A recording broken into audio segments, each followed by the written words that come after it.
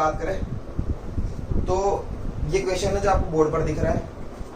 कोई पढ़ सकता है कि इस क्वेश्चन को एक बार पढ़िए। Prove that for a concave mirror, the radius of curvature is twice the focal length. समझ में आया क्वेश्चन? नहीं आया समझ में? थोड़ा बहुत हल्का। देखिए समझिए क्या बात कह रहा है मेरे को ये कि फॉर अ कॉनकेव मिरर, एक कॉनकेव मिरर के लिए है Virendra, for a concave mirror इसका कुछ ना कुछ रेडियस ऑफ कर्वेचर होगा। रेडियस ऑफ कर्वेचर क्या होता है? जिस गोले से निकल कर आया है उस गोले की रेडियस। तो जैसे मैं मान लेता हूँ यहाँ से लेकर के यहाँ तक की होगी वो रेडियस, तो उस रेडियस का पॉइंट है सी। क्या है? सी है। यह है पोल मतलब कि ओ, और कहीं ना कहीं बीच के अंदर एक पॉइंट होगा जिसका नाम है फोकस। क्या नाम है? फोकस। ये मैं आपको पढ़ा चुका हूँ पहले भी। बीच में एक पॉइंट होता है कहीं ना कहीं जहां पर उसका काम क्या है? फोकस का। चलिए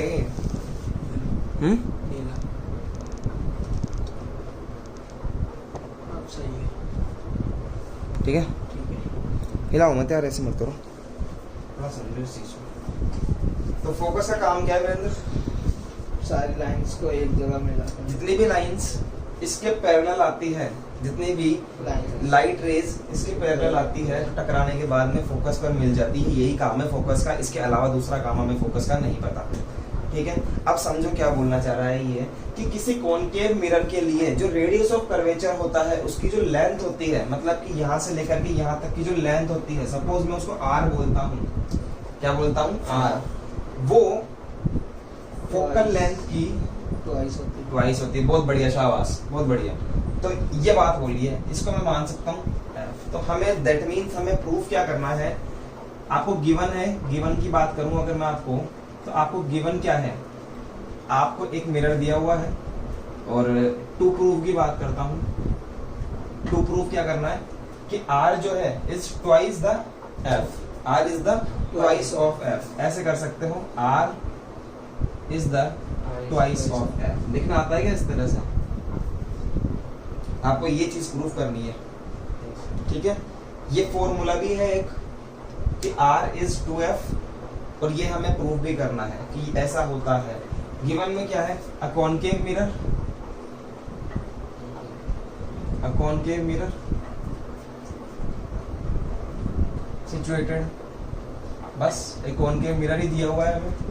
अब देखो मैं किस तरह से प्रूफ करने जा रहा हूँ, ध्यान तो देखिएगा बोर्ड पर मैं किस तरह से प्रूफ करने जा रहा हूँ। आप मुझे एक बात बताइए, यहाँ से अगर कोई लाइट रे आएगी तो कहाँ से जाएगी?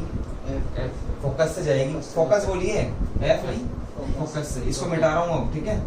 आपको पता तो लग ही गया कि ये क्या है। मैं लिख रहा हूँ मैं कि O F is equal to कितना है? एफ है, और O C is equal to कितना है? O C is equal to R. मैं ऐसा काम इसलिए कर रहा हूँ ताकि आपको डायग्राम क्लीन दिखा सकूं। तो अमित कहाँ से होकर जाएगी? ये फोकस से होकर जाएगी। क्या मैं गलत कह रहा हूँ? वैसे तो बहुत सारी रेज जाएगी, लेकिन मैंने सिर्फ एक ही ली है ताकि मैं आपको समझा सकूं ढंग से। ठीक है, दूसरी बात ये, आपको रिफ्लेक्शन के लॉ याद है क्या? लॉ ऑफ रिफ्लेक्शन याद है? क्या है लॉ ऑफ रिफ्लेक्शन? बताइए। Law of reflection, incident ray and normal and reflecting ray are in same plane and angle of incident is equal to angle of reflection. ठीक है, तो यहाँ पर रिफ्लेक्शन ही तो हो रहा है। एंगल ऑफ रिफ्लेक्शन और एंगल ऑफ इंसिडेंट किसके साथ बनता है? वेरी गुड, बहुत बढ़िया। तो वीरेंद्र यहाँ पर कहीं ना कोई नॉर्मल होगा क्या? तो मैं कह सकता हूँ कि जो इंसिडेंट रे आ रही है वो इस नॉर्मल के साथ में एंगल आई बना रही होगी। और जब ये रिफ्लेक्ट हुई है तो किसी ना किसी एंगल आर के ऊपर रिफ्लेक्ट हो रही होगी। हो रही होगी क्या? नहीं हो रही होगी क्या? क्योंकि according to law of reflection. ठीक है, ये आप बिल्कुल सीधी बनाना। दूसरी बात, क्या ये जो लाइन है, जो ये रे है, क्या ये parallel to the principal axis है क्या? Yes sir. Parallel to principal axis है क्या? तो क्या मैं कह सकता हूँ कि ये वाला जो एंगल है वो इस वाले एंगल के इक्वल होगा? वर्टिकल नहीं, अल्टरनेट ऑल्टरनेट इंटीरियर एंगल्स। इसका मैं कुछ नाम दे देता हूँ यहाँ पर, सपोज दैट क्या नाम दूँ इसका? मैं नाम दे देता हूँ एस। ठीक है क्या? Yes, sir. इतनी बात आपके समझ में आती है? तो चलिए करना स्टार्ट करते हैं एवरीवन।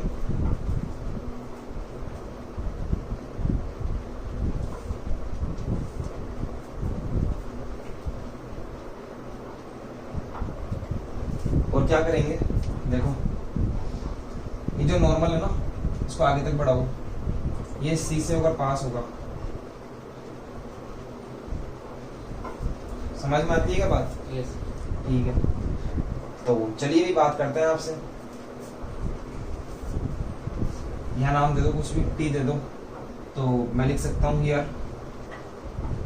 प्रूफ में देखिए, प्रूफ में देखिए PROOF।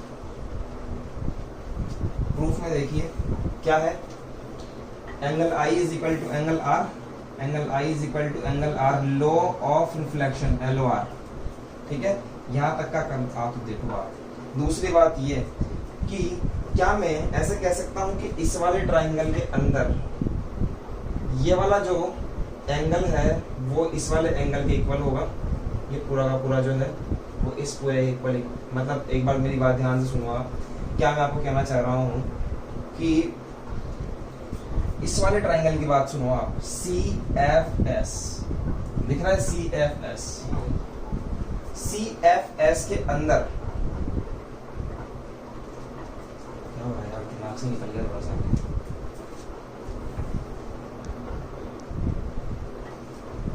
मैं किस ट्राइंगल की बात कर रहा हूँ? वापस से देखो, CFS के अंदर दिमाग लगाना, सोचना थोड़ा सा कि एंगल I एंगल R के इक्वल है, एंगल I एंगल R के इक्वल है। एक बार Z बनता हुआ देखिए, TSCO तक। एक बार Z देखिए, Yes, sir. ये वाला Z देखिए, क्या ये वाला एंगल भी I होगा क्या? Yes, sir. कैसे होगा? Alternate. Alternate interior angle. Next बात देखिए कि angle TSC is equal to angle SCF, angle SCF, alternate interior angle. ये भी I है और ये भी I होगा। समझ गए क्या बात को? तो आपसे मैं एक बात पूछना चाह रहा हूं, मेरे को बताओ आप, क्या जब ये वाला एंगल इसके इक्वल है और ये भी I है, बताओ एंगल R और एंगल I इक्वल है क्या? ये भी R अमित होगा। सोच के देखो। Yes, ये sir. भी R होगा। या फिर मैं ऐसे कह सकता हूँ कि अगर इसको I मान लिया, इसको R मान लिया, इसको कुछ और मान लो आप, इसको K मान लो आप। क्या मान लो? Okay. K मान लो इसको आप। तो I R के इक्वल है और I K के इक्वल है, तो बताओ K R के इक्वल होगा क्या? Yes, sir. कोई यहाँ तक डाउट नहीं है, ये ज्योमेट्रिकल डाउट नहीं है बिल्कुल भी इसके अंदर। तो मैं मान लेता हूँ कि I is equal to R and TSC is equal to SCF, और SCF का जो वैल्यू है वो क्या है? K है, K एंगल K। हेंस मैं ये कह सकता हूँ कि एंगल R जो है, इसको इक्वेशन नंबर 1 दे दो। हाँ, ये इक्वेशन नंबर फर्स्ट और ये इक्वेशन नंबर 2। तो मैं कह सकता हूँ hence by equation 1 and equation 2 angle R is equal to angle K। ये कल भी हमने थोड़ा बहुत सीखा था। Angle R is equal to angle K हो गया। अब किस ट्राइंगल के अंदर है एंगल R और एंगल K? CSF या फिर SCF। इसी ट्राइंगल के अंदर अगर दो एंगल इक्वल हो जाते हैं, वो कौन सा ट्राइंगल बन जाता है? Angle side angle. ये क्या हो गया? अरे नहीं, in triangle CFS two angles are equal, two angles are equal. Amit बताओ, अगर दो एंगल इक्वल हो जाते हैं किसी ट्राइंगल के अंदर, तो वो ट्राइंगल कैसा बन जाता है? Right angle triangle. Isosceles. यार तुक्के मत बैठे जबरदस्ती के, अरे तो गलत कर बैठेगा। Isosceles. Isosceles triangle. Hence triangle CFS is an isosceles triangle. क्या ये आइसोस्केलेस ट्राइंगल हो गया क्या? किसी ट्राइंगल के अंदर अगर दो एंगल इक्वल है ना तो उनके सामने वाली साइड्स भी इक्वल होती है, पता है क्या आपको? तो एंगल आर एंगल के इक्वल है, तो एंगल आर के सामने वाली साइड सी एफ और एंगल के सामने वाली साइड एफ एस दोनों क्या होगी? इक्वल होगी। हैंस कैमरा में दिख रहा है नीचे का? Yes, sir.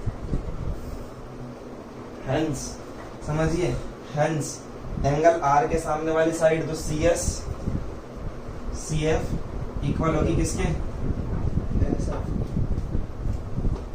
एस एफ की। किसके इक्वल होगी? एस एफ की इक्वल होगी।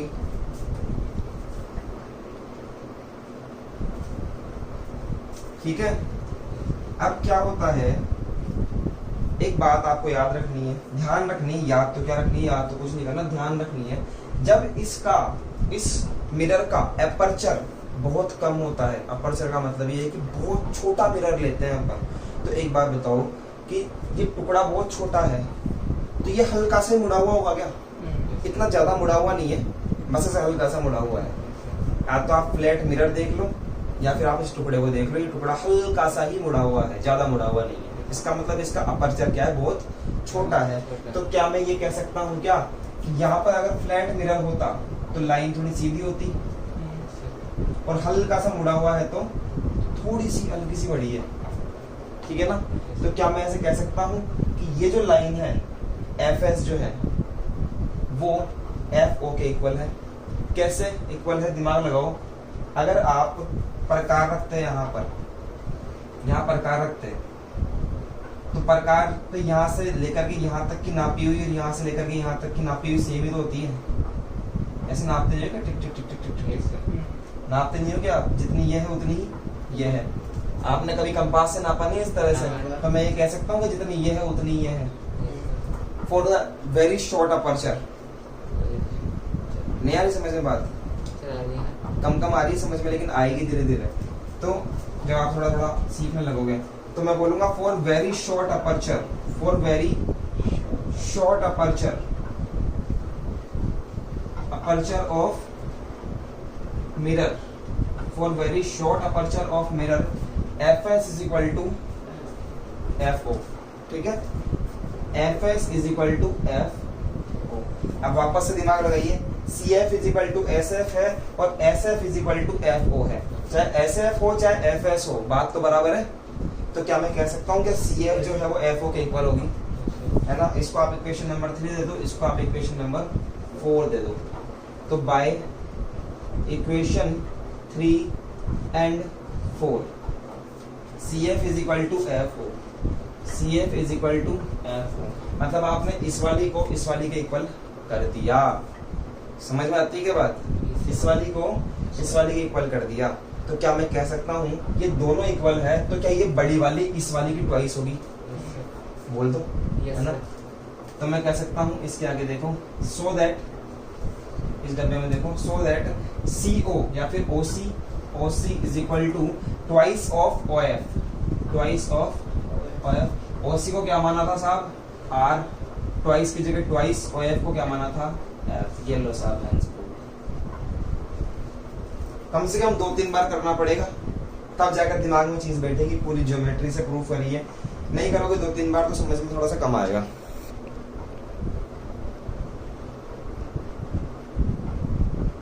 समझ में आ रहा है अमित? तो आप इसको लिख लेना घर से। क्वेश्चन समझिए, अगर क्वेश्चन नहीं दिख रहा है कैमरा के अंदर इसलिए बताऊं। Prove that for a mirror, for a concave mirror, ठीक है, prove that for a concave mirror the radius of curvature is twice the focal length. ठीक है, आपको बेसिकली इस वाली लेंथ को इसके ट्वाइस प्रूव करना है, तो ये काम हमें यहाँ करना पड़ेगा। हाँ जी, तो समझिए क्या क्वेश्चन है हमारा। क्वेश्चन क्या, हेडिंग क्या है हमारी? Image formation in spherical mirror. इससे पहले हमने फ्लैट मिरर यानी कि बिल्कुल प्लेन मिरर के अंदर इसमें इमेज फॉर्मेशन पढ़ लिया था। कैसी इमेज बनती थी वीरेंद्र? कैसी इमेज बनती थी? कैसी इमेज बनती थी प्लेन मिरर में? कैसी इमेज बनती थी? हैं? वर्चुअल इमेज और वर्चुअल इरेक्ट। शाबाश, बहुत बढ़िया। और जितनी दूरी पर ऑब्जेक्ट होता है उतनी ही दूरी पर बनती है डिस्टेंस है ना। तो वहां पर तो सिर्फ इतना सा ही काम था, सिर्फ दो ही बातें ध्यान रखनी थी। यहाँ पर हमारे पास में 4-5 केस है, 4-5 केस है, उन केसों को हम पढ़ने वाले हैं। सबसे पहला केस जो हमारे पास में आता है अकॉर्डिंग टू द बुक, वो आता है कि rays are parallel to the principal axis when दिख रहा है क्या बोर्ड पे है? इनका दाम हो गया इसका। चलो व्हेन रेज आर क्या parallel to the principal axis. क्या कह रहा हूं मैं कि जब आपकी रेज है वो प्रिंसिपल एक्सिस के ऊपर क्या आ रही है? पैरेलल आ रही है। तो जैसे कि ये कॉनकेव मिरर है आपके पास में, क्या है ये आपके पास में कॉनकेव मिरर है। मैं इधर बना देता हूँ क्योंकि दोनों केस में पढ़ेंगे। This is our concave mirror, मैं मार्कर ही चेंज कर देता हूँ यार। तो ये आपका कॉनकेव मिरर है,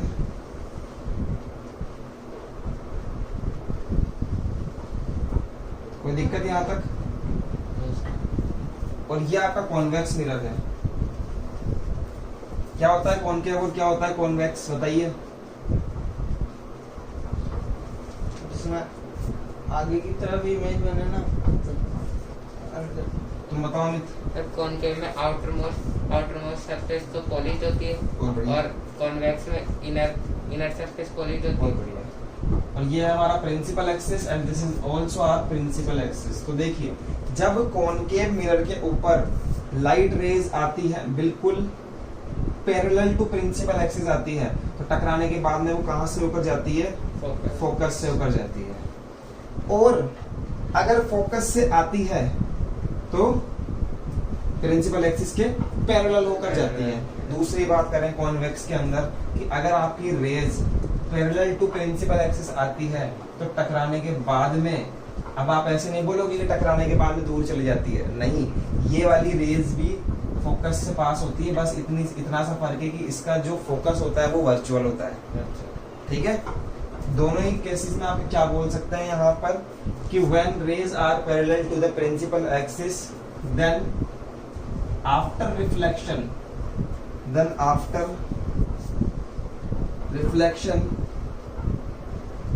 these are passed from the focus and vice versa। vice versa क्या मतलब होता है?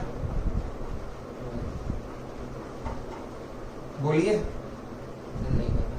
वाइस वर्सा का मतलब होता है उल्टा भी पॉसिबल है कि अगर फोकस से आ रही है तो प्रिंसिपल एक्सिस के पैरेलल हो जाएगी, ठीक है। आप समझ में आई वाइस वर्सा का मतलब? ओके। तो ये आपका पहला केस हो जाता है यहाँ पर कि when rays are parallel to the principal axis. तो ये वाला केस क्या कहता है जो भी अभी हमने पढ़ा था कि this is our concave mirror, ये हमारा कॉनकेव मिरर है। क्या है? Concave mirror and this is also our convex mirror. कि अगर जो रे है वो आपकी फोकस से आती है, कहां से आती है? फोकस से होती हुई आती है, तो वो क्या हो जाती है? पैरेलल टू प्रिंसिपल एक्सिस हो जाती है। सेम टू सेम काम है। यह आपका concave mirror and this is also our convex mirror. तो कॉन्वेक्स मिरर में क्या होता है कि अगर आपकी लाइन, आपकी रे कहां से आ रही है? फोकस से आ रही है। नहीं, फोकस से तो आ रही है, देखो इमेजिनरी फोकस है यहाँ पर, फोकस से आ रही है तो टकराने के बाद में क्या हो जाता है? पैरेलल टू प्रिंसिपल एक्सिस हो जाता है। This is our principal axis. कोई प्रॉब्लम यहाँ तक? ठीक है। ये आपका हो जाता है second number case. Third number case क्या होता है? तो केस नंबर 3 देखिए, सेंटर ऑफ कर्वेचर। ये क्या कहता है कि जब भी आपकी कोई रे सेंटर ऑफ कर्वेचर से होती हुई आती है, कहां से आती है? सेंटर ऑफ कर्वेचर से होकर आती है, तो टकराने के बाद में सेम पाथ से वापस लौट जाती है। जैसे कि इसका सेंटर ऑफ कर्वेचर कहां पर होगा? यहाँ पर होगा, इसका नाम है सी। इसका सेंटर ऑफ कर्वेचर कहां पर होगा? कुछ यहाँ पर होगा, इसका नाम है सी। तो क्या बताना चाह रहे हैं कि ये सी है और यहाँ से कोई रे आ रही है, ऐसे आ गई क्या? तो टकराने के बाद में यहीं से वापस चली जाएगी, ये चली गई, ठीक है। सीधे जाएगी, इसके ऊपर ही जाएगी, इसके ऊपर से वापस चली जाएगी, समझ रहे हो क्या? Yes, sir. और यहाँ पर की बात करूं तो यहाँ पर सेंटर ऑफ कर्वेचर क्या होगा? इमेजिनरी होगा। Hmm. तो यहाँ पर जो रे आएगी मतलब कि कुछ इस टाइप से आप समझिए कि यहाँ से रे आई, कहाँ से आई है? सेंटर ऑफ कर्वेचर से आई है। बस फर्क इतना सा है कि जो सेंटर ऑफ कर्वेचर यहाँ पर है वो कैसा है? इमेजिनरी है। तो टकराने के बाद में रिफ्लेक्ट बैक। समझे? कोई डाउट क्या तक? Yes, sir. ठीक है, केस नंबर 3 समझ में आया? Yes, sir. ओके, लिख सकते हैं इसको कि when the incident rays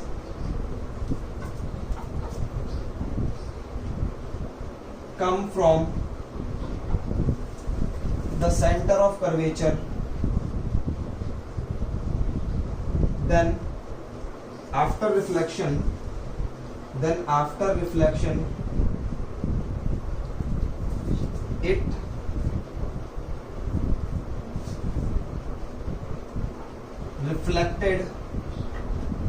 it reflects या फिर reflection these are reflected on the same path।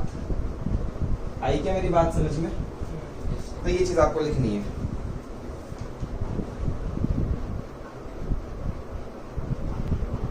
चलिए तो नेक्स्ट बात देखिए, ओब्लिक प्लेन। देखिए ओब्लिक प्लेन का क्या मतलब है? सीधा सीधा कि आपको तो सिर्फ इतना याद रखना है कि मैं क्या बताना चाह रहा हूँ उसके अंदर, ठीक है?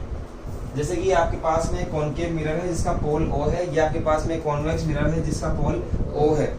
तो अगर कोई रे इस प्रकार से आती है जो सीधी पोल पे ही टकराती है, इस तरह से, कहाँ टकराती है? Pole पे. पोल पे टकराती है। अगर कोई रे पोल पे टकराती है तो वो रे लॉ ऑफ रिफ्लेक्शन को फॉलो करती है, मतलब कि जिस एंगल पे आती है ना उसी एंगल पे वापस चली जाती है। जैसे कि आई ऐसे कैसे और सेम इसी एंगल पे वापस चली गई। सेम काम होता है यहाँ पर भी, रे ऐसे कैसे पोल पे आएगी और ऐसे कैसे उसी एंगल पे वापस से रिफ्लेक्ट हो जाएगी। आई बात समझ में? ठीक है, तो क्या लिख सकता हूँ? व्हेन द रे, या मैं बोल सकता हूँ कि incident ray, when the incident raise, when the incident rays are reflect on the pole directly, then these are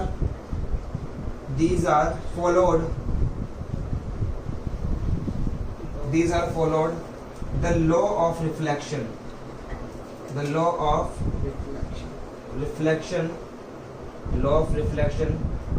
IE का मतलब होता है that is। क्या मतलब होता है? that is। आप क्या बोलोगे कि the law of reflection, that is these rays are reflected at the same angle of reflection,